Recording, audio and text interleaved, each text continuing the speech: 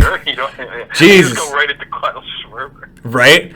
All right, so guys, we did another like 3 or 4 minutes after the video cut before I realized that we're past the 3-hour mark on this.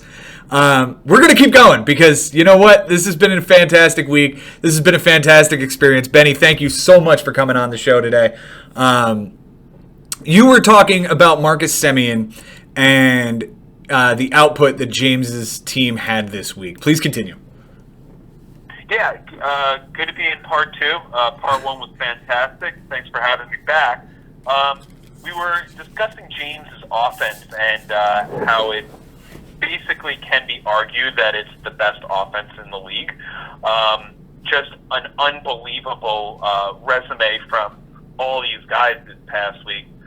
We mentioned Marcus Semien. We mentioned Kyle Schwarber. The big stolen base by Kyle Schwarber has to be highlighted, as James did just win that stat by 1. So, I mean, if you can look at one guy that you can give the MVP to, it might be him because of the stolen base. Now, I mean, all the runs from Semien and the on base also a little bit better, but, you know, what can you say? I mean, David Dahl, I mean, he bats over 300 this week, and he gets the lone triple that was needed. Mm-hmm. So, I don't know who you can point to as the MVP, but it's definitely the offense for James. I mean, if it's not James McCloskey's team, it's James Santangelo's team right now with this offense because, I mean, they're as dangerous as they get, like top to bottom. Even if a couple of them have a cold week, Joe, you're not going to hold them all down for 7 days. There's just too many of them, you know, right. And Yelich leading the pack, you know that he's good for a couple of bombs. What are you supposed to do? You really can't match all of these guys right now. No. Especially when they're hot. The one thing that may have held him back in past weeks is playing Tyler White at first base over and over again for whatever reason. I don't even know why this guy's still rostered, to be brutally honest with you. You know, he doesn't play every day. He's hitting 220. He's only got 1 homer. He's only got 9 RBIs. There's no reason this guy should be rostered right now. But I digress.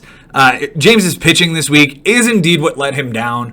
We're gonna highlight Robbie Ray here for a minute. 13 2/3 innings, 19 strikeouts, a win, a loss, 2 homers, 2 walks, a 3.29 ERA, and 0.95 WHIP. Was his best pitcher this week, it looks like, because, and though I hate to admit this, Blake Snell was kind of shit this week. He did have a good start against Boston on the 9th, which was Sunday. 6 innings, 7 strikeouts, and a walk.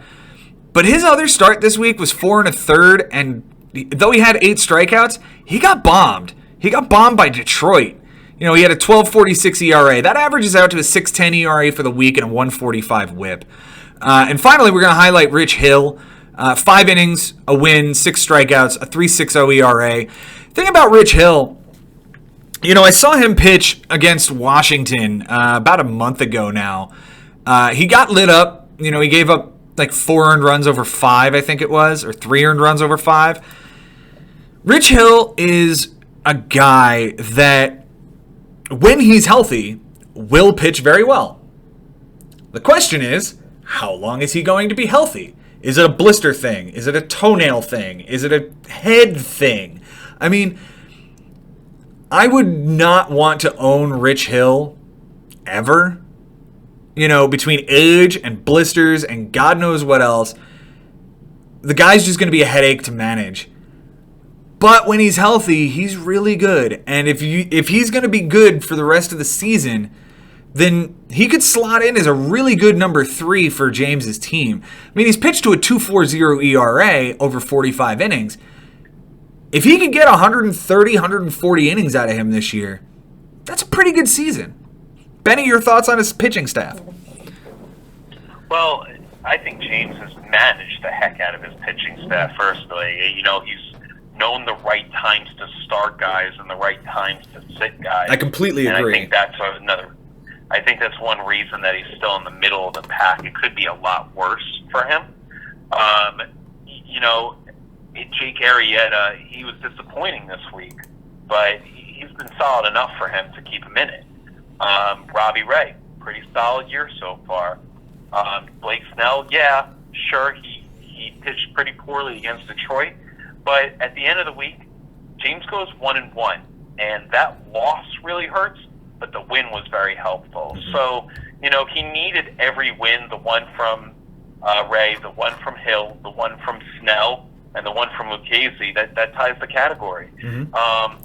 Rich Hill, it's not someone that you would want ever, I understand. However, I understood the reason for drafting him. I understood the reason to hang on to him through with the injury, and I certainly understand the reason to hold on to him now.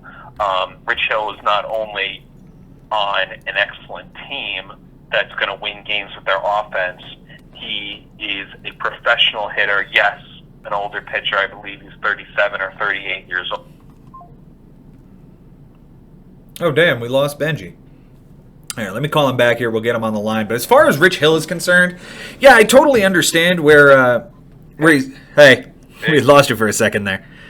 You were talking about Rich Hill and how you wouldn't want to own him ever. I completely agree, but in this sense, with James's pitching staff how it is, with Snell and Ray and Arrieta and Lucchesi, like slotting him in as a 3-4 pitcher isn't the worst thing in the world, And before he lost Luke Weaver, He's someone that you wouldn't want to own ever, Joe. No. Someone that I would want to own.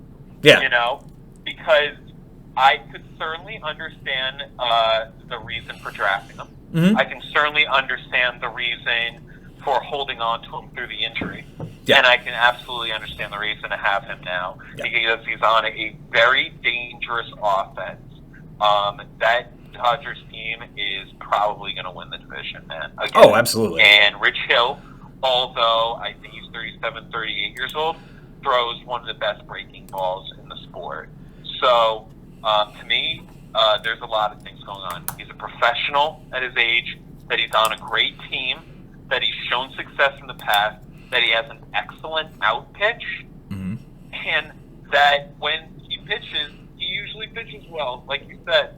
So, I think that if I'm an owner of Rich Hill, I'm very reluctant to either drop him or move him, because not only that, he's a National League pitcher. So we know that the 8 and 9 of his batting order that he's facing each time isn't going to be too tough for him anyway. So unless it's an interleague game and he's pitching in a stadium that he's not very familiar with, or that's a hitter's park, you got to pitch him every single time. Yeah.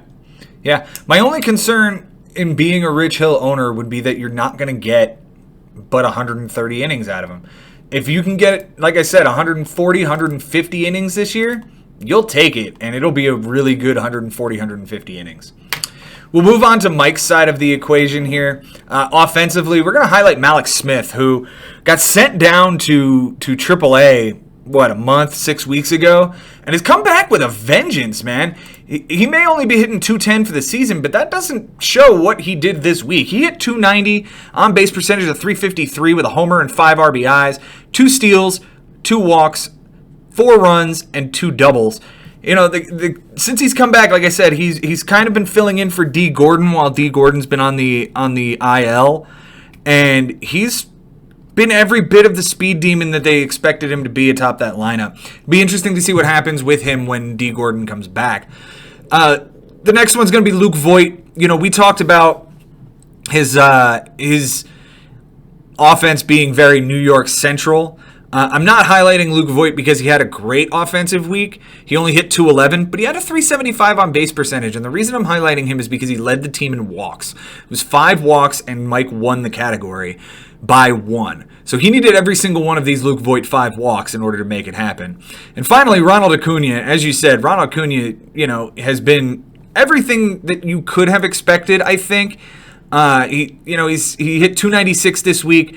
Hit 387 on base percentage, 3 homers, 7 RBIs, 4 runs, and a double with a steal, 3 walks, and 6 strikeouts. He's got 14 homers. He's got 8 steals. He's definitely on pace for a 2015 or 25-15 season very easily. And that's the guy you really wanted when you drafted him in the first round. Your thoughts on Mr. Sherman's offense? Yeah, well, as far as the MVP of Mike's offense because it was going to be near impossible to match what James did. But Malik Smith, 2 walks, he won that category by 1, and 2 stolen bases, he won that category by 1. Without Malik Smith, Mike is in trouble. Oh, yeah. So, very impressive to have that guy to stick with him for 7 days because saved his butt, basically. Mm-hmm. The offense in general, a lot of Mets, a lot of Yankees. It's a risk, when the Yankees or Mets don't do well for a couple of days, and that all happens at the same time, you could get killed in the week. Yeah. Because you happen to have players on teams that aren't performing well and that are on a bad streak. So, right now, for Mike, it seems like he's in about the middle of the pack, and definitely plenty of time, and definitely a great enough manager that you can't sleep on. And for 12 weeks, he's going to fight till the last day to try to make the playoffs. So, the offense in general, we talked about it. I like it. You're not as comfortable with it. I can understand, but I'm also crediting that the manager tends to make moves throughout the year and seems to every year find guys that helps get him over the edge or close to it. Mike Sherman has not made the playoffs since he won the championship in 2016. James is a former finalist in 2017. Mm-hmm. Both of these guys are very good playoff competitors, and I expect them to be fighting it close to it towards the end. If I have the edge to someone that's going to have a better season right now based on their offense, it's going to be James with all those monsters. Yeah. But you never know. It's still basically early enough that I could still see Mike adding a guy or two to help this group. Sure. Pitching wise for Mike this week, I'm gonna give the nod to Jordan Hicks. He only pitched 1 inning and only had 1 relief appearance, but it was a clean save, and he had 3 saves, which won him the category 3-0. But the other 2 guys were kind of dirty in Sean Kelly and Luke Jackson. So the nod goes to Jordan Hicks this week. Also, Sandy Alcantara, 7 innings, looks like 1 earned run, 5 strikeouts. The start was against Milwaukee in Milwaukee, and that's what makes it incredibly interesting for me. The Marlins coming into the season, you knew they were going to be a bad team, right? You knew they were probably going to lose 90 to 100 games at least. But this pitching staff has suddenly really proven themselves to be really impressive. Sandy Alcantara, to his credit, has a complete game shutout against our Mets back on May the 19th. And he's got a 6-inning shutout start against San Francisco on May the 30th. And now this start in Milwaukee against one of the best offenses in the league. I remember the San Francisco series in Miami. I streamed Trevor Richards, I streamed Pablo Lopez, and I wanted Sandy Alcantara for the 3rd start. And he was already rostered. And it's a testament to Mike Sherman for being as deeply knowledgeable as he is to grab the prized possession of the Marcell Ozuna trade in Sandy Alcantara. Finally, I'm going to highlight Jay Happ, a guy that's bounced around the league a little bit, thanks to Jimmy dropping him back on the 26th of May. He had a really good start, 7 innings, 1 homer, which was a solo shot, only run of the game, given up by him with 4 strikeouts, a 1.29 ERA, an 0.57 whip. That start was in Toronto, another spot where that Toronto offense can run into some runs here against you, and if they're hot, you're going to get bombed. But it looks like Happ found them at the right time, and he's done pretty well since a pretty awful start back on the 20th of May against Baltimore. Your thoughts on those 3 guys and Mike's pitching staff in general? Well, the J.A. Happ start is the one to look to. Obviously, the win ties the category, critical. And just an impressive performance against the Blue Jays. Like you said, a team that can get some runs, and in the Rogers Center, a hitter's park. I guess J Happ will stick around with Mike Sherman at least a little bit longer, because after that performance, the Yankees are playing well. I do believe that he ends up getting the start against the Mets. I'm not positive, but I think he's in the rotation for that series. So you would play him against the Mets, I would think. The pitching in general, you know what? It's a funny cast of characters. Of course, you got the great fireballer and the relief staff and for the Cardinals. But, I'm not positive. I'm surprised with what he's gotten out of Mike Fiers. Mm-hmm. He's actually started so poorly and now kind of turned the season around. I really don't know what Mike Fiers is. I don't. Sometimes he's shown brilliance. He's been on your team in the past and other years. Mm-hmm. But I just don't. I think the jury's still out on this guy who's pitched enough now that we can assume what he is, but I don't know. I really don't. I don't know what to expect out of Michael Wacha. I don't know what to expect out of German Marquez, being a Colorado pitcher. Obviously shows signs of brilliance. Alcantara, sure. Obviously the talent is there. Obviously the gem in that Marcelo's in a trade. But a Miami pitcher, how much can you rely handing the ball to him? I guess you can, because he's been this brilliant. Mm-hmm. But it's still the Miami Marlins. It's still a point when he's facing a great offense, and if you look in Vegas and the Marlins aren't favored, you're weary about starting this guy. But so far, so good with Mike's pitching staff. When you have Clayton Kershaw somewhere in it, you know that there's a good chance that Clayton Kershaw is going to throw that gem, and if he does, holy shit, because if you get a good start from him and a good start from one or two more guys, let your bullpen pick up the rest of 37 innings, and you're going to win some stats because of it. Right. I think the J Happ pickup is huge, especially considering he lost Mike Clevenger early, and now he just lost Carlos Carrasco as well to this blood infection issue that he's got going on. I don't want to speculate. I obviously don't know anything, but it sounds like leukemia, man, and I hope that's not true, because, man, Carrasco is a talented guy, and I don't obviously wish that upon anybody. But yeah, the J Happ pickup is probably going to have to replace Carrasco for the time being. You hit on Mike Fiers. The word I would use on him is inconsistent. One week he throws a no-hitter, and the next week he gives up 3 runs to Detroit, over 6. He's just an inconsistent nightmare. But he pitches in the home ballpark of ODOT-Co, the Coliseum. It's a canyon, man. He is in a really nice pitcher's ballpark. So when he's at home against some lesser lineups, you're probably going to throw him out there. We move on to one of the interesting matchups this week. As I've been saying it for a few weeks now, that Bumpin' Uglies Ari Nisman just needs to get 1 week underneath him, and I feel like he's the manager that could start climbing the rankings. And here it is. He beats up on his uncle Barry 14-5 this week. Close categories this week. Barry won by an error. Ari won by a double, a triple, a steal, 2 strikeouts by a pitcher. They tied in walks and wins. For Ari this week, it was an interesting week for him. He went 18 for 83 on the bench. That sounds like a lot, but it's only a .217 batting average.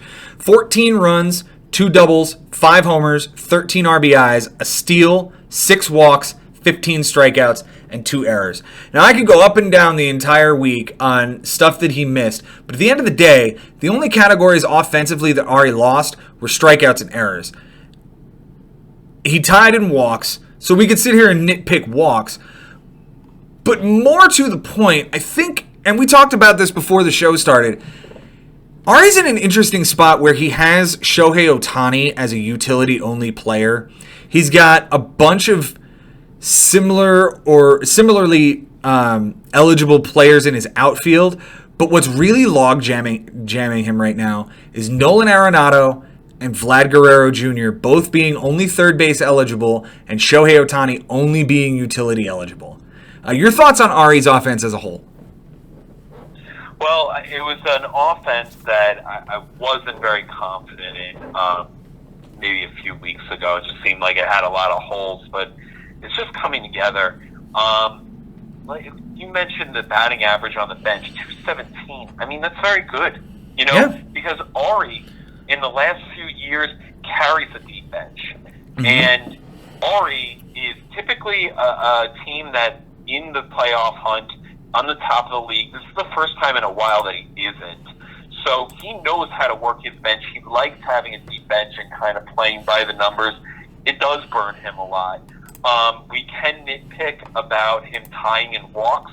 If there were 6 walks on the bench, we could say, this guy instead of this guy, but he won by 1 double. I mean, he won by 3 runs.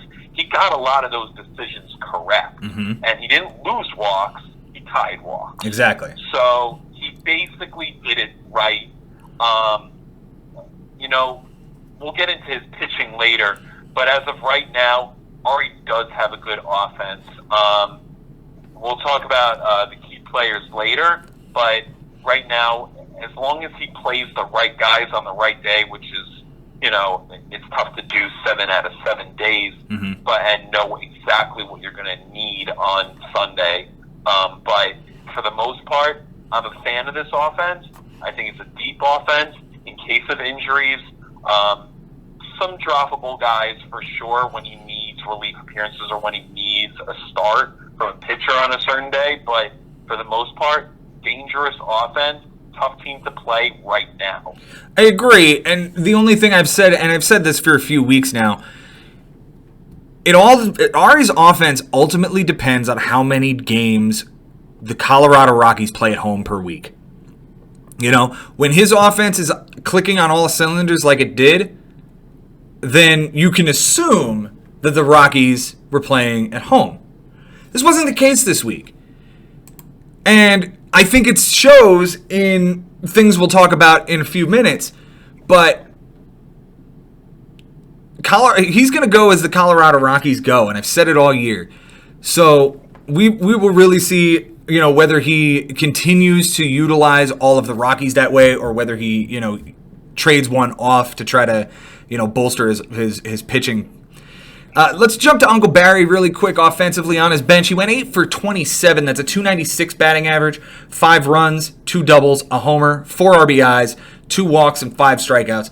I didn't find very much in the way of stuff on his bench that would indicate that he was going to lose so badly this week. He did have a double on the bench on Wednesday and a double on the bench on Tuesday, but for whatever reason, I didn't highlight how he could have gotten that into the lineup. So, do you have any input on his offense in general, or where to point to as far as the loss this week? No, I don't. I think he just ran into Ari just a little bit better. That just happens sometimes. Uncle Barry is a guy that he's going for it every single day. I do believe that he maxed out his moves this week. He was the only one to do that this week. Yeah, he's the only one to do that, and I think it's the first time he's done that. I'm not crazy about this offense. Me either. I realize that he's had a very impressive year out of New Jersey's own Tommy La Stella. It's surprising that a guy like that is one of the leaders of your offense at this given point. That's something that you don't expect. Obviously, Goldschmidt, he's having a disappointing year right now. But not really much I could point to because 2 walks on the bench. I mean, he tied. Ari did worse with the walks on the bench than Barry did, and they tied the category. So Uncle Barry, impressive job as far as keeping on the bench. I think he just ran into 29 runs and still lose the category. 22 RBIs to lose to 39 RBIs. He didn't bat well. He batted 234 to Ari's 283. Yeah. He had a 275 OBP. So he didn't get the performances that he needed out of these guys, and it's just because guys like Xander Bogaerts, 167 this week. He didn't produce. Mm-hmm. You know, Gurriel, he's been a 120. solid guy for him. 120 on. You The know, 103 on base percentage is just disgusting. Like, you can't have that. And to see, you know, Tommy La Stella having third base eligibility and Chris Taylor was on his team for a period of time, like, that sounds like a much better situation than Yuli Gurriel, especially lately, you know.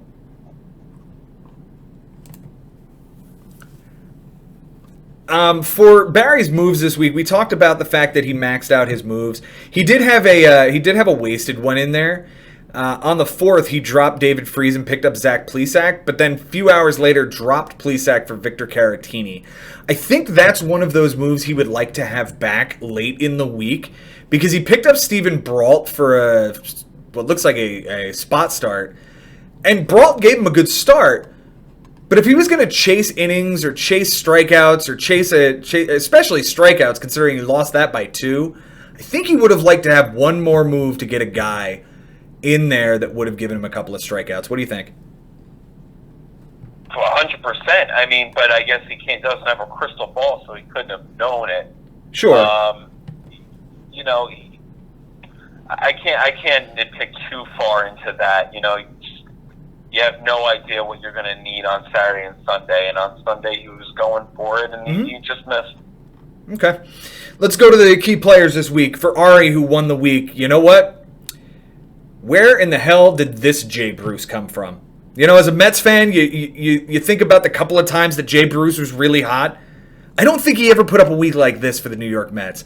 He had a .381 batting average and on-base percentage. He didn't walk. He scored 6 runs, 2 doubles, 4 homers, 11 RBIs in a week after being traded over to the Phillies.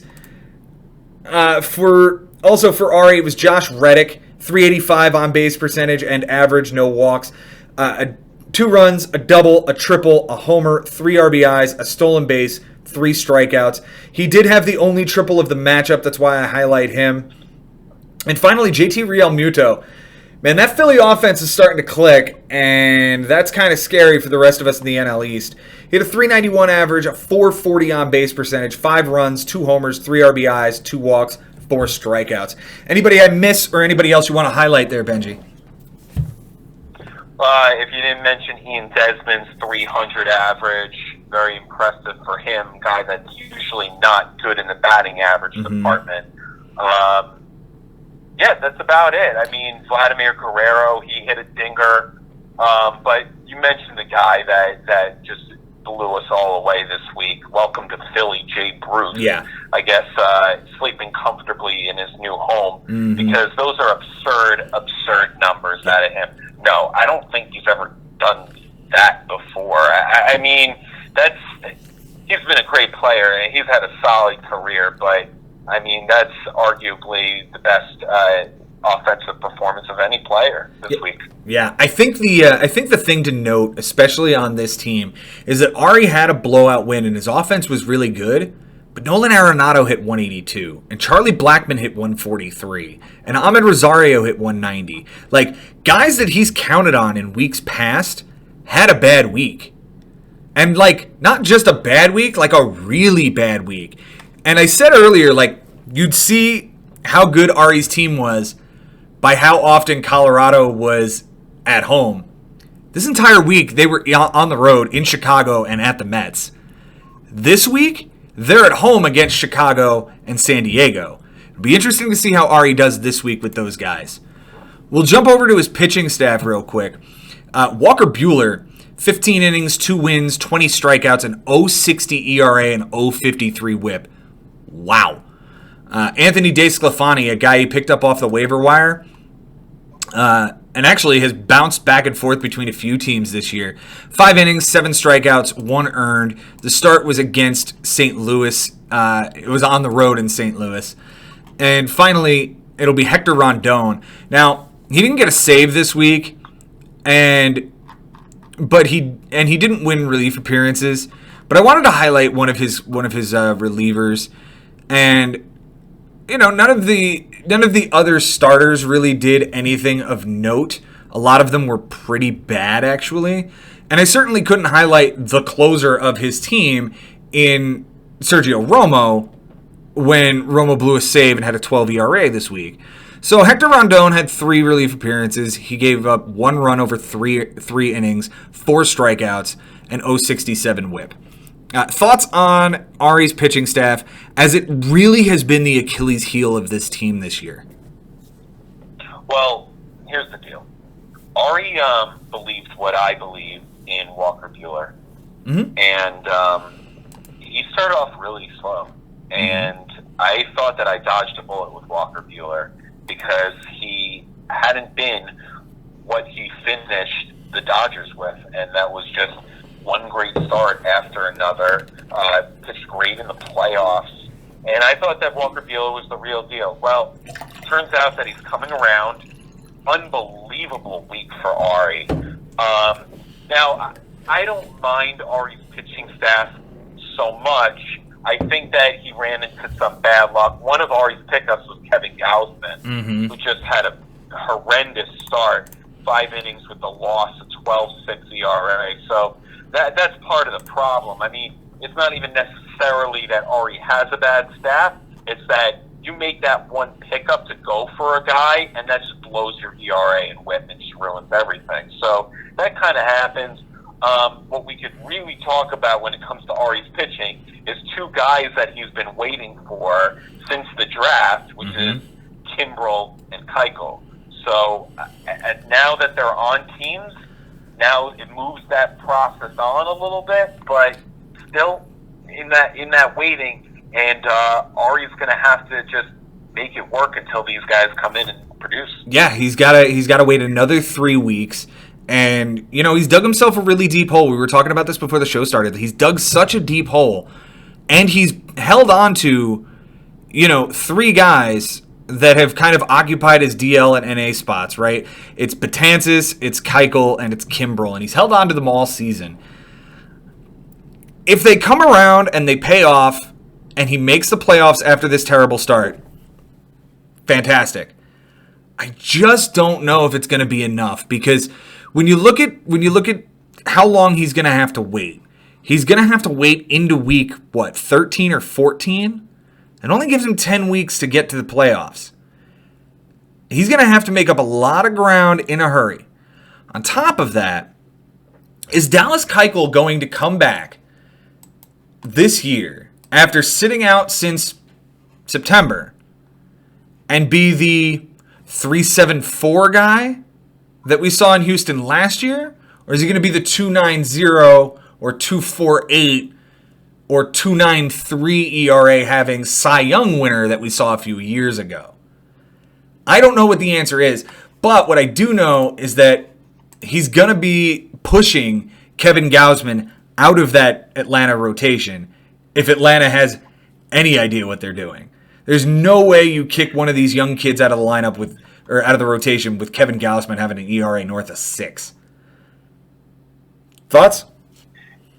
Well, on the Keuchel thing, you nailed it on the head, man. Like, you just don't know what he's going to be when he comes in here. And to me, the thing that you pointed out, which might help him, is that is he going to be the worst thing you said was a 3.74. That's still tolerable. No, he had a 4.5. He had a 4.55 ERA in 2016. He was really bad there. Okay. That was the year after the Cy Young. That's bad. That's his bad. Okay, so that's his bad year, and that's his low mark. That's bad. That won't help Ari. No. But if it's somewhere in the middle of his best and his worst, that'll still help Ari's rotation. That'll still be good if he's the number 3 guy, even. As of right now, it seems like Walker Buehler's the number 1. Sure. But then who's the number 2? Yeah. Like, it's Buehler, and then it's Keuchel in this rotation. And I don't know that I could put my faith in Keuchel as a number 2. Sure, maybe best case scenario, right? Best case scenario pitches to a high 2s ERA? Like the 2.93 season we saw back in 2014? That's best case. That's best case scenario. Yeah. Okay. Worst case, realistic expectation? 3.4, 3.5 ERA sound fair? 100 innings maybe the rest of the way? Maybe? Yes. Okay. That means he's not getting even to 100 strikeouts. He's not a strikeout pitcher. No. So, at best, 80 Ks? I don't think that does it. I don't think that does it as a number 2. You know, if you wanted to wait on Clayton Kershaw, if you wanted to wait on, I don't know, another big name strikeout heavy pitcher, Garrett Cole, for example, this late into the season, yeah, I could get behind the idea of him rattling off 10 or 12 really good starts that pushes you to the playoffs. I just don't see that with Dallas Keuchel. Yeah, but we got to look at the rest of the league and see their number 1 and number 2 punch. And I'm sure it's still going to be better than Buehler and Keuchel. Mm-hmm. But I guess it just comes down to that week, who you're playing, mm-hmm. and sometimes some team's rotation shits the bed, yep. and you don't need to have a great ERA. You don't need to have that many wins to win the week in pitching. No, so you can win with a 5.32 ERA like Ari did this week. Also, I don't know if it's going to matter so much, but the fact that Keuchel is pitching in the National League versus the American League, that he doesn't have to face a DH, that actually might help him out. The Braves aren't a bad offense. Mm-hmm. They're pretty good defense behind mm-hmm. him as well. He is a ground ball pitcher. He's going to induce a lot of double plays. It's possible that this guy does have an excellent run with this team. We're going to find out, and we're going to find out how it affects Ari by which opponent he's playing. Because if he's playing a team that doesn't have a strong pitching staff that week, maybe Ari kills him. We're going to have to see. It's possible. It's possible. And the one thing that we're not talking about here, Dallas Keuchel only signed a 1-year deal. So he's pitching for another contract. And that's something to take note of. We'll jump over to Barry's team. Offensively, it was Tommy La Stella, a .393 average, a .433 on-base percentage, 3 homers, 5 RBIs, 7 runs, a double, 2 walks, and 2 strikeouts. This was basically Barry's entire offense. He had a very bad week at the plate, and Tommy La Stella kind of led the way for him. We're gonna highlight Starling Marte, 400 average, 429 on-base percentage, 2 runs, 2 doubles, an RBI, 2 steals, and a strikeout. And finally, Xander Bogaerts, like we mentioned. Again, he only hit 167 for the week and 267 on base. He has 3 runs, a double, 3 RBIs, a steal, 4 walks, and 6 strikeouts. The reason I highlight him is because he tied walks, and the 4 walks he had led the team. Just a really bad offensive week for Barry here. Anything else you want to add to that? No, you nailed it on the head that, once again, that Marte had the big week and that Bogaerts had the 4 walks that led the team. Again, that was critical. Every walk here was important because he had such a tough week offensively. Thank goodness he at least tied that category. Yeah. We've said it all, basically. It's a shame that Paul Goldschmidt is not really, leading the team and carrying it on his back, because that's what a special player is supposed to do, like Paul Goldschmidt. On certain weeks, he's just going to carry the entire offense. Certainly didn't happen this week. Certainly hasn't been happening a lot. And I'm just a little bit concerned that guys like Tommy La Stella are the guys that we are highlighting for his best performer of the week. Yeah, and especially considering Goldschmidt got off to such a dreadful start last year, and now we're looking down the barrel of, maybe he's not even an all-star this year? He can't be on the back end of his career, can he? He's not even 30 yet. Yes, he's 32. Huh. Go figure. Okay. Pitching-wise for Barry, and like his offense, there wasn't much to write home about this week either. I'm going to highlight Ryan Presley here. He had 3 relief appearances, a save, 2 2/3 innings, 2 walks, no strikeouts, a 3.38 ERA, and a 1.13 WHIP. I looked up and down this pitching staff. I couldn't find a whole lot to write home about. So considering Barry 1 saves and 1 relief appearances, I had to find a couple of guys that were worthy of it. So Presley, Felipe Vasquez also gets the nod. Gets a save, 3 strikeouts over 2 1/3 and 2 relief appearances, 3.86 ERA, but a 2.14 WHIP, which is ugly. And finally, I'm going to give the nod to Glenn Sparkman here. a week or two ago, Frank had streamed this guy, and he had just a dreadful 1-inning, 4 earned run start. He hit Tim Anderson and got thrown out of the game in the second inning. Well, he comes back here, and though he got the loss for Kansas City against Chicago again, this time he did a lot better. 6 2/3, looks like 2 earned runs, 2 strikeouts, a walk, a 1.35 WHIP. I just couldn't find a guy. Maybe Brandon Woodruff's 10 strikeout performance with a win. It was just a really bad week for Barry across the board. Your thoughts? Yeah, just like you said, there's not really too many guys that you can give the nod to. What I do notice that I think might help Barry in the future is that he has a deep bullpen. Quite a couple of guys that you can put in for relief appearances. So, this guy for Pittsburgh, he's been solid, Vasquez. He's a guy that's going to help Barry either win that category, tie that category, or at the deadline, make the move. Because if he realizes, if I'm not winning this category enough, I might as well just move on from this guy and get something for him.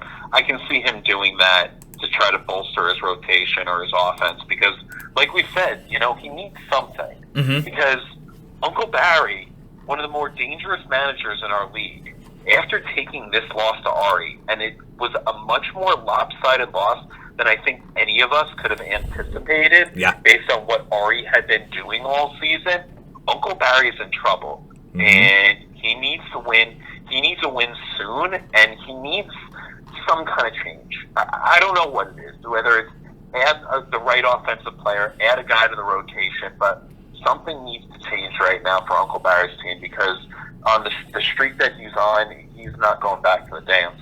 Yeah, no, he's lost 6 of his last 7 and his last 5 straight. You're right. Uncle Barry needs to make a big change on his roster. I'm not sure what that is precisely, but hey, Uncle Barry, hashtag trade me a pitcher. We're going to move on. We're going to jump to the final matchup of the week. Number 14 and number 16 coming into the week. It's I'll be damned. Josh Haber, who was number 14 coming into the week. He had lost 5 of his last 6 coming in, and he gets the win over Nick the Beavers Homan, 13-7. Nick had lost 4 of his last 6. It's now 5 of his last 7. And Nick remains in the basement. Close categories this week. Josh wins by 1 triple, 1 homer, and an error. Nick wins by 1 save, and they tied in wins. For Josh, okay. I told you, Benny, that I was going to have a conversation with Josh. You've taken the time to talk to Bobby directly. I'm going to talk to Josh directly. And Josh, I don't know you personally. I've never met you. I've been playing this game with you, in this league with you, for better part of a decade, if not more. More? Thank you. I am going to hold the camera right now and baby shake it. Please get Kyle Seager out of your lineup. Please pay attention when it comes to Kurt Suzuki and Yan Gomes. This week, I can't tell. This week on his bench, he went 18 for 75. That's a 240 batting average, and you'll take that every week. But he left 13 runs, 5 doubles, 3 homers, 10 RBIs, 4 steals, 6 walks, 22 strikeouts, and an error. How many of those stats did he lose? He lost doubles. He lost steals. Those are 2 categories right there that would have been a completely different picture if he had just paid attention. On Tuesday, Nico Goodrum, who I highlighted last week, who had a 5 for 5 game. This guy is on fire right now. You know what he did on Josh's roster this week, Benji? Nothing. He never saw the lineup. He did not see the lineup at all this week. He went 3 for 5 on Tuesday with a steal. He went 1 for 5 with a stolen base and a run on Friday. He went 1 for 4 with a steal and a double on the bench on Saturday. Get this guy in your lineup. He plays every position. Pick one. Josh Donaldson had a steal. Josh Donaldson had a homer and 3 RBIs on Tuesday. Kurt Suzuki had a double and 2 RBIs on the bench. And Yan Gomes was in the lineup. But guess who wasn't playing? It was Yan Gomes. They play on the same team. Look at the lineup. I don't get it. And yet, despite all of this, he wins 13-6 or 13-7. This could have been a huge blowout.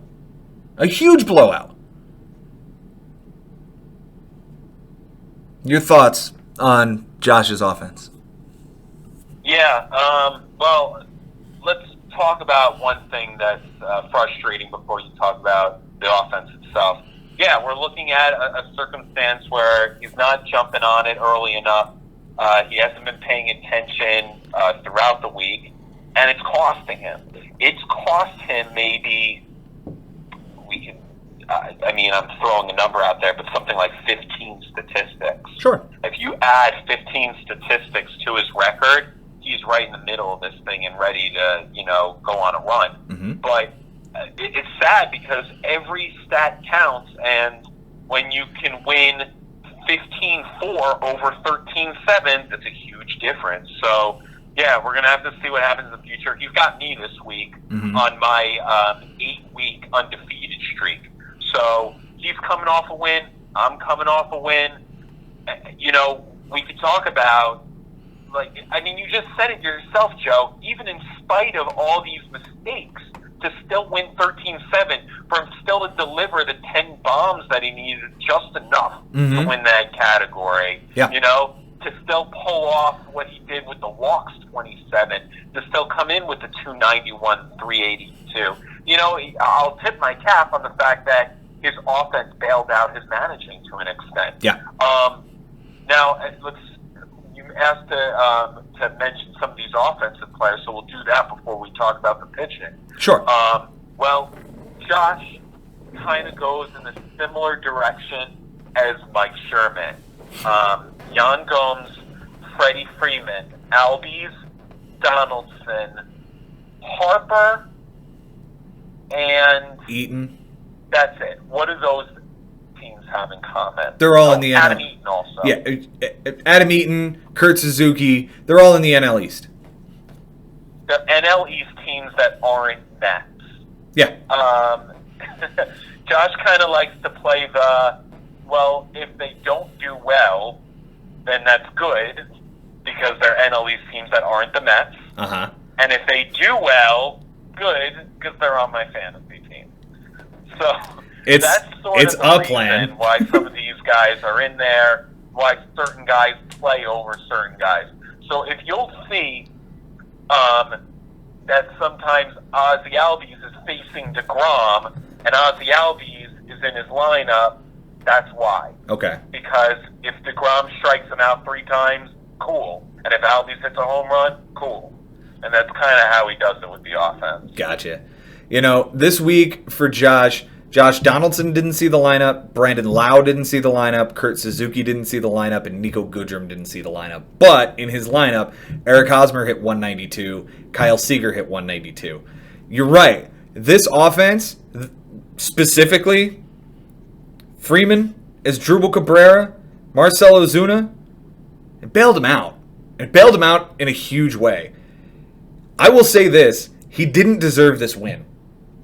And it's unfortunate that Nick's offense was as weak as it was, and he made a few mistakes too, but not nearly to the extent that the glaring roster moves that needed to happen on Josh's side that didn't. We can jump to his pitching real quick. Kyle Hendricks, or actually, let's jump over to Nick's team on his bench.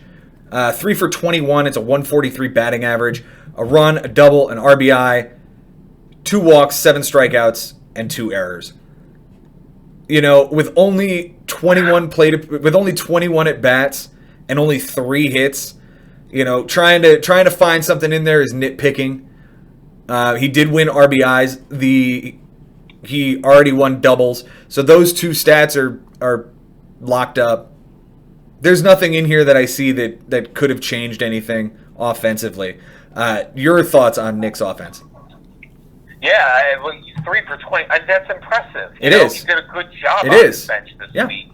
And, I mean, he lost errors by 1, but he had 2 on the bench, so he just wasn't destined to win defensively this week. But I'll tip my cap to him on the fact that he did pretty well on his bench. It's just the fact that it didn't really matter. His offense was terrible this week. It didn't, Hoskins batting a 174. He did practically nothing, and that's a big part of his offense. So I look at the group that he has here.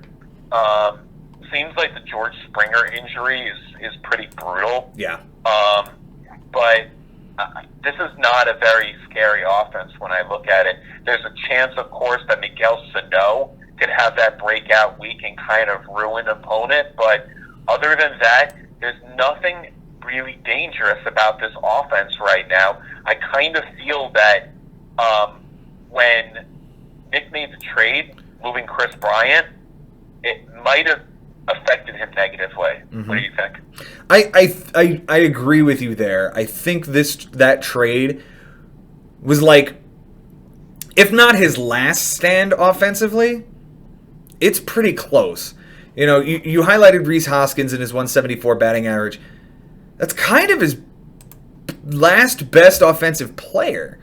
With the Springer injury, Puig has been dreadful. Sano has been hurt. Franmil Reyes has been a nice surprise, but he doesn't bring anything to the table as far as batting average is concerned. He's only hitting 248. Eddie Rosario has been a nice addition as well. And I think maybe that opens up playing time more for him with Bryant gone. But look what he's got at third base now. It's Colin Moran, it's Miguel Sano, and it's Ryan McMahon. And DJ LeMahieu. DJ LeMahieu should be his second baseman every day. I don't see where there's also the McCutchen injury, man. That's another big one. The McCutchen injury is huge for him. That's a guy you can plug and play every day. And if you had... If all things were equal, McCutchen, Springer, Puig, Reyes, Rosario, and Bryant, that's a lot of outfielders and a lot of time to get in there. It's probably the Bryant move was before the McCutchen injury, if I'm correct. And seeing both of those guys leave his team within a week, that's probably where he lost a lot of offense. Springer had 17 homers before he went down almost a month ago now. Chris Bryant has been playing back to form. Andrew McCutchen, leading off for the Phillies was a fantastic addition for them. That's 3 outfielders. That's a whole outfield right there, gone. So now he's kind of stuck. And the haul he got for Bryant of Caleb Smith and John Lester. Yeah, Caleb Smith's on the DL. Are on the DL. Caleb Smith is on the DL. It's been kind of a disaster for him for the last few weeks. And somehow you got to push through this. And I don't know if it's another trade that needs to happen for him to try to revamp everything, but he really needs to get George Springer back. That's the first step. And it sounds like he might be ready in the next couple of weeks. But, how deep is this hole going to grow before he tries to dig himself out? I mean, it's not just that, though. I mean, somebody needs to come back from the DL. Yeah. Whether just somebody, so that he's not stuck with a roster spot. Because right now, he's got 3 guys in the DL, and he's only got 2 DL spots. He's got 4 guys on the DL. What are you supposed to do?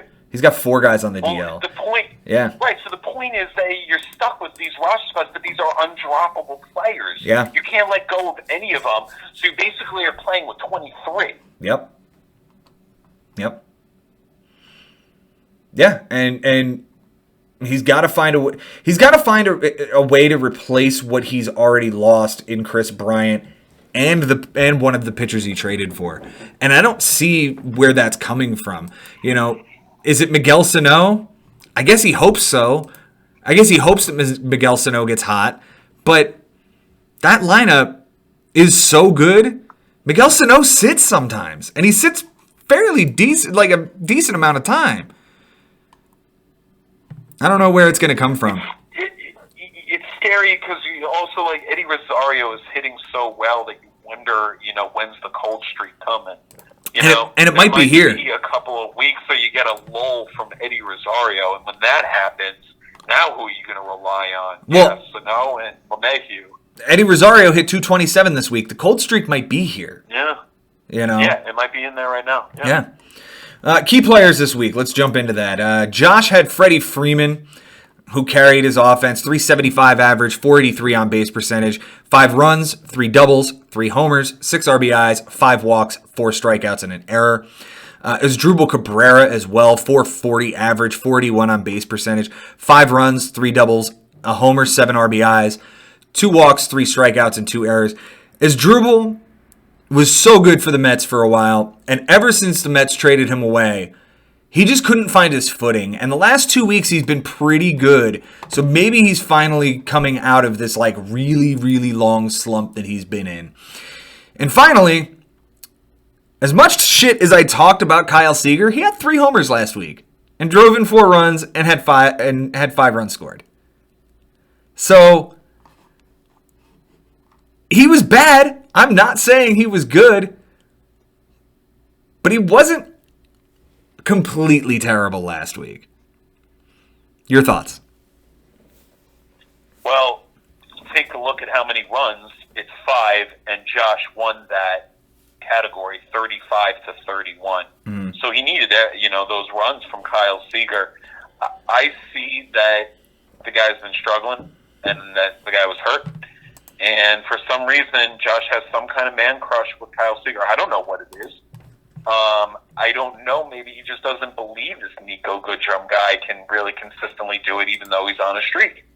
He likes having Josh Donaldson there because he's an Atlanta Brave.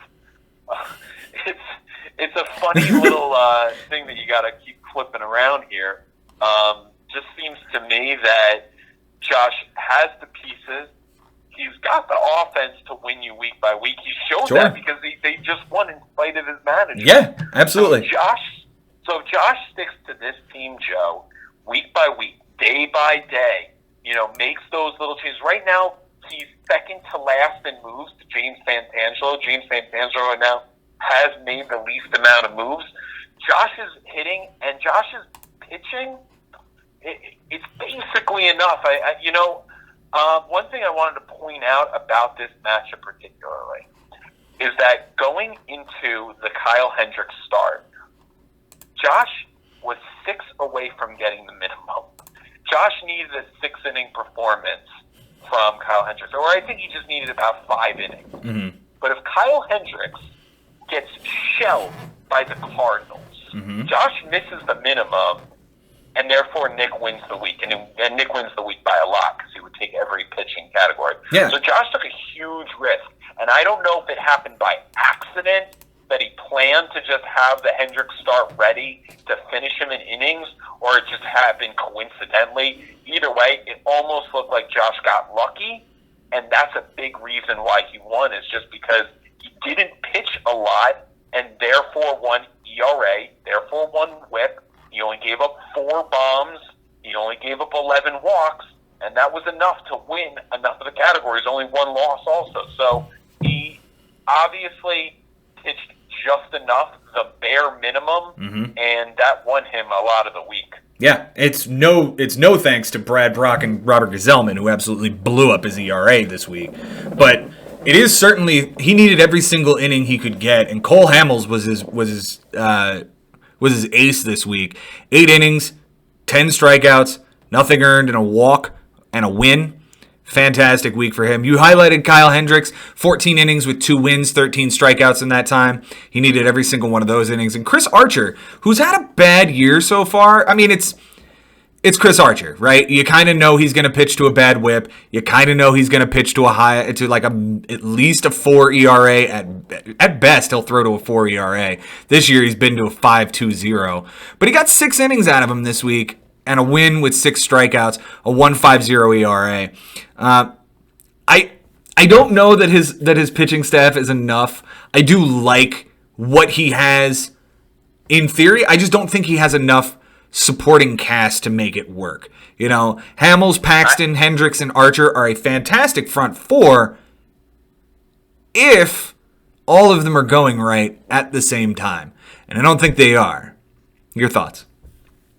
Yeah, Joe, I think it could be enough. Like you said, that's a decent front four. If we compare those front four to a different front four in the rest of our league, we'd say they match up. Yeah. We'd say that on a given week, these four can beat another four. I truly believe that if, like you said, it has to be going right at the same time. I understand that. But you make do with what you got, and you decide, you know what, today Archer is going to have the bad start, so you bench him, and you're correct. And you say, oh, Hamels isn't going to have the good start, so you bench him this week. If you play by the numbers and you play it right, you get 37 innings the way you need to get them, and you keep that ERA low, you can make it work with these four pitchers. I really believe as long as those four guys stay healthy and they are making their starts every single 5 days, I truly believe it's a good enough rotation. It comes down to how Josh is going to manage it. Right. I am with you 100% on how Josh manages it is going to be a key. The other key to this, and this is actually going to benefit you since you play him this week, since he has two Chicago Cubs pitchers, it also depends on who Chicago's playing. Hamels' next start is in Colorado, and Hendricks' next start is in LA against the Dodgers. He can't afford to bench those guys. Because if he does, well, then he's got to go get a streamer. So he has to throw Hamels in Colorado. He has to throw Hendricks in LA against the Dodgers.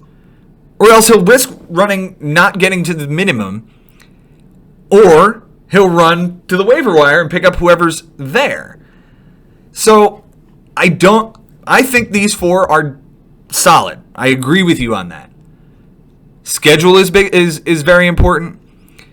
But also you need a supporting cast so that you can afford to bench a guy when he has a bad matchup. Do you agree, or am I off base there? Yeah, no, you're right. It's just that, okay, so we're talking about the manager itself, and we don't know what he's going to end up doing. Right. But it's going to come down to if he's going to reach into free agency and say, I like this guy for this particular day against this team, and that guy pitches a great day, and then all of a sudden I'm behind the eight ball. You know, so and we've seen that Josh is not. We've seen that Josh is not a guy to make a lot of roster moves. So we're not going to suddenly. Exactly. Yeah. So I'm going to assume that he goes and he starts, against the Dodgers, against the Rockies in Colorado. I'll assume he does that, but I don't know if he will. We're going to have to see. Yeah. But I think we can both agree that this is a front four that can win as long as you play it right. Yes. I can agree to that. We'll move on to Knicks key players this week. Elvis Andrus had a great week. 303 batting average, 294 on base percentage. Probably had a sac fly in there and no walks. 5 runs, 3 doubles, a triple, 5 RBIs, 3 stolen bases, 4 strikeouts, and 2 errors. Reason I highlight him, obviously, is the triple. He did not win triples, but Elvis Andrus had a big week. The steals is what really solidifies it, though. The 3 steals. DJ LeMahieu had a good week for him, 393, 414 on base, 4 runs, 3 doubles, a homer, 7 RBIs, a walk, and 5 strikeouts. And Franmil Reyes, like I said before, this guy is a power hitting machine. The problem with him, and I realized this when I was in San Diego and saw him play against our Mets, he can hit the ball, 500 feet if you throw it. The problem is he's also going to swing at anything that's within a Volkswagen size of his nose. So he had 9 strikeouts last week, 250 batting average, 345 on base, 3 homers, 5 RBIs, 5 runs scored. He did have 4 walks though, so he might be improving that batter's eye. Your thoughts on his offense as a whole? Yeah, this is not an offense that I'm too scared of. No. Yeah, Reyes, dangerous hitter for power, but if you're going to burn 9 Ks to get those 3 homers, I might win that category then, So just not a lot to speak about as far as dangerous, players that I have to worry about. I have to face this team soon, and honestly, like, I'm looking at his team now, and I'm preparing ahead of time, thinking, okay, this is a guy that might beat me. This is a guy that might beat me. But there's not that many guys that I actually look at, and now I want to take a moment just to talk about what his offense has done so far this year. Sure. Because, okay, so he's 5-5 in runs. Mm-hmm. He's 4-6 in doubles. He's 0-6 in triples. He's 4-6 in home runs. 6-4 in RBIs. 3-5-2 in stolen bases. 7-2 in walks. 5-4 in strikeouts. 4-5 in errors. 4-6 in average, and 4-6 in on-base percentage. So I guess he's pretty good in the walk department because he's almost 500 in on-base, and he's 7-2 in walks. And I guess he's good in driving in runs because he's 6-4. Other than that, he's not really winning in those offensive categories. No, he's got a sub 500 offense by and large. A biggest part of his problem right now, and he was facing Josh, who was 3-6 in runs, 1-9 in doubles, 3-6 in bombs, 1-8 in RBIs, 3-6 in stolen bases. Basically he was playing a team that he could have beaten offensively, and he got basically smoked offensively, and would have gotten even worse if Josh was checking his team. So I got to be honest with you. If I had to pick a team right now that's in the basement that looks like it's going to stay in the basement, it's Nick. It's Nick. Yeah, I agree. I think the Chris Bryant trade hurt him more than he realized at the time. I didn't like the trade myself for him. I thought it was, I've been saying John Lester's going to fall off for about 2 years now, and he's proven me wrong a couple of times, but it might be this year. And I've said it to other people, and I'll say it now. Caleb Smith was a guy I traded for last year. Granted, I didn't trade for him. It was the Mike Trout trade. But he left a sour taste in my mouth because, yeah, he had a good high strikeout rate, but he was just so homer prone, and his exit velocity was ugly, and his hard hit percentage was bad, and it still is. So when he jumped out to this really great start and Frank was shopping him around like as if this is the second coming of Cy Young, I'm going, no, Frank. No, I'm not giving you anything for him. If he's going to have a breakout season, he's going to have a breakout season on somebody else's roster this year. And guess what? Right before he went on the DL, and right after Frank traded him, he had 3 bad starts. 3 straight losses, 11 strikeouts across 13 innings, which is a good strikeout rate, but also 6 homers and 6 walks and a ton of earned runs. He's bad. He's like the worst of the Marlins pitchers that they have going out there every 5 days. And now he's on the DL. It sucks for Nick. He gave up a really good player for not a whole lot. And I agree with you. I think he ends up in the basement this year, and it's a shame. That'll conclude the matchups this week. We'll move on to the bests and worsts this week. And Benny, I told you to do some homework for me. Tell me about what I asked for you, and tell me what you came up with. Well, I'll start by an unlikely hero for the last 7 days. And also, it's a manager that hadn't been strong this year so far, but had a big win. We can argue might be the manager of the week. So we'll start with the player, though. I'm giving it to Jay Bruce. The line is 8 for 21, 6 runs, 2 doubles, 4 dingers, 11 driven in, only 1 strikeout in those 25 at-bats, 21 at-bats rather, a 381 average, a 381 on base. I gave it to Jay Bruce. Joining a new team, I don't think anyone had 4 home runs this week besides Jay Bruce. I'm not even sure anyone had 11 driven in of any player this week. That's the guy I gave it to, especially because Ari won so big. it obviously was a big component for his victory. So that was the hitter that I picked for this week. Okay. I had him on the list of 3 that I came up with.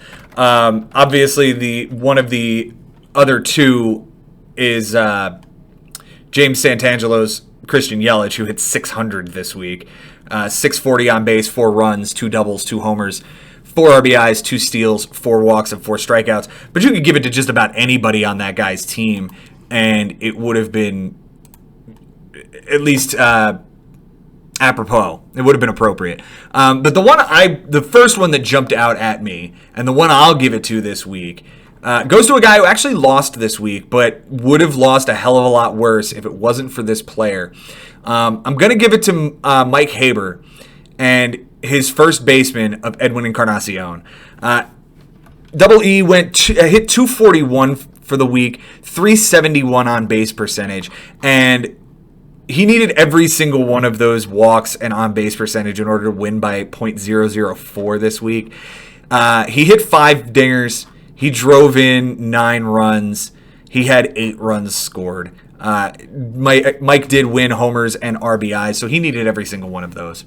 What about worst starts for you? Did you see any out there that caught your eye?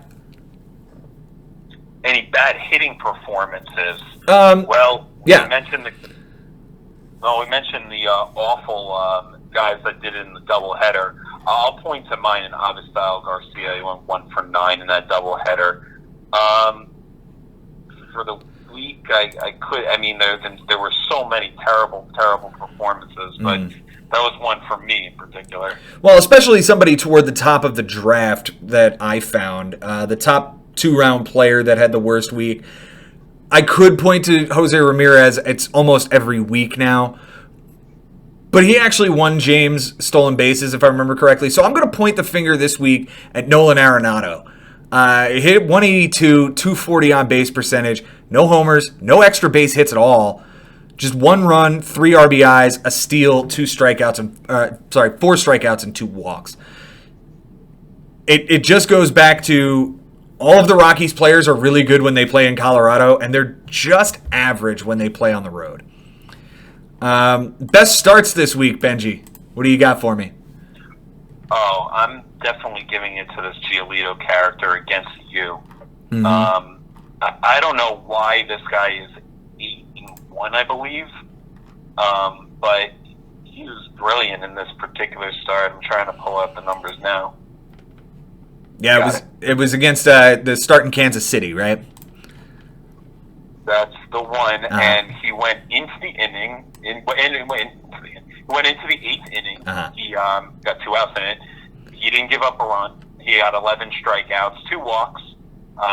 He was perfect, and that was a big reason why he beat you. Mm-hmm. You know, so I'll definitely give a ton of credit to Lucas Giolito. That to me was the pitching performance that stood out. Aside from those, Chris Sale with the complete game. Right. I was going to tell everybody that I did tell Benji, find me the best start that is not from Chris Sale or Jason Vargas or Adrian Sampson. Like the complete game shutouts, fine. Like they're cool, but find me somebody else. Obviously, Chris Sale does have the best start of the week, 12 strikeouts and a complete game shutout. Damn, Benji. That's a hell of a guy. Jason Vargas did well for me on Wednesday with his complete game shutout. I'm going to give, other than those 2, I'm going to take a guy off my team and be selfish. I'm going to say Nick Pivetta, man. A complete game, 1 earned run, 6 strikeouts, no walks. Against Cincinnati at home in a hitter's park like Citizens Bank. This guy was written off for dead when they sent him down to AAA. And when he came back, all he's done is given up a grand total of 4 earned runs across 20 innings. I'll take it. I will take it. What about worst starts this week? Did you find any terrible starts that people? Yeah, there were a couple. I saw an Aaron Nola start in there that wasn't too good. The one I noticed the most because it was in my matchup was the Jeff Hoffman start. I realized he still pitched into the 5th inning, but it was the home run to Todd Frazier, the loss. And the reason I picked this start is just because of how pivotal it was in my matchup. It was the difference between whip, and it gave him the loss that won me the category. So for me, it was a big game changer. I've got two this week. The first one's going to go to Nick. He had an absolutely dreadful start from Shane Bieber this week, and it happened on Sunday against the Yankees at home. An inning and 2/3, 4 strikeouts, 2 walks, a home run. Looks like 5 earned runs. He didn't get out of the second inning. That's a 27 ERA and a 4.20 whip. That late in your matchup, you do not want to have a start like that, especially from a guy like Bieber, who kind of slots in as his 3 starter behind DeGrom and Stroman. Maybe his 4 if you put Lester ahead of him. But when you're that close to the end of the week and you're looking to get a win, you're looking to nail down ERA, that's just going to cripple you. And I think it's why he lost whip and ERA this week. The other one I'm going to point to, unfortunately, it goes to Uncle Barry, who had just a dreadful week across basically the entirety of his team. I'm going to point the finger at Yusei Kikuchi. Yusei Kikuchi has now gone 3 straight terrible starts where he can't get out of the 4th inning. This time it was again against LA, this time in Anaheim. 3 1/3 the loss, 3 homers, 3 walks, a strikeout. Looks like he gave up 6 earned runs over that 3 1/3. That's a 16.20 ERA and a 3.60 whip. Considering he lost ERA by 0.11 and lost whip by 0.06, Yusei Kikuchi, you suck. Benji, always a pleasure, my friend. Is there anything else that we need to cover? It's been great. Yeah, I would say if I had it, I was looking all across the board. Who was the manager of the week? Sure. Because there were quite a few that you could look at that made a lot of savvy moves, including Jimmy, Frank, yourself, me. But at the end of the day, it's a tough call, but I got to give it to Chris Levy. I completely agree. Of what he did Sunday morning at 5 a.m. to have the balls to bench Steven Strasburg, even though it didn't work out in that regard.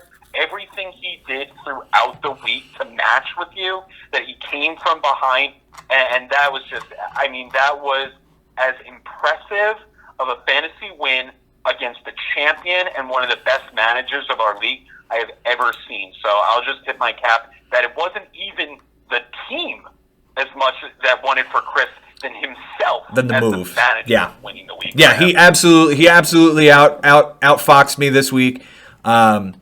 It's not very often that I can say that over the last, call it 4 years, 5 years. But no, he absolutely beat me, and he absolutely deserves the 12-7 win. I am quite scared. You know what? I'll say this. I'm glad I don't see him again this year, unless it's in the playoffs, because he is going to be a dangerous out anywhere. Whether it's the regular season or whether it's the playoffs, that is going to be one dangerous team to contend with. And I certainly hope that it doesn't come down to a situation where he and I are vying for a playoff spot. Boys, this has been, the better part of 4.5 hours worth of content for you this week. I hope you've enjoyed it. I know I have. Benji, maybe we do this again, but maybe we cut it down in half. We learn from our mistakes, we build on it, we make it better. Absolutely. It's been a great time. Thanks for having me on, Joe. I appreciate you being on, Benji. And hey, any of you guys out there who want to be on the show, I'm more than happy to have you. This is literally just a speakerphone on my cell phone and my microphone right next to it. There's nothing fancy here. This is no frills. If you want to be on the show, let me know. We can schedule you in. Benji, thank you again. We'll see you guys next week.